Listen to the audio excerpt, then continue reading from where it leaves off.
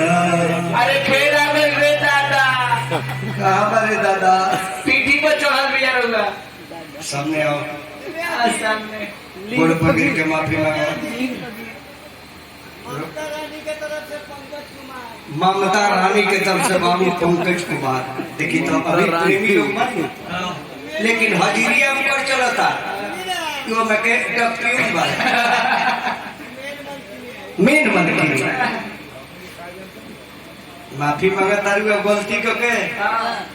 तानी के कोनो तय बा लोग जान रहे जे नचनी हमार होई सो काजे ने बिहने के कर होई कोनो तय बा हैदर दे लो ई कौन बिया जी ओमे के बिहारी पूर्व कोई चूना लगा देनी चूना के में ये में तहार बाबूजी लगोले दे में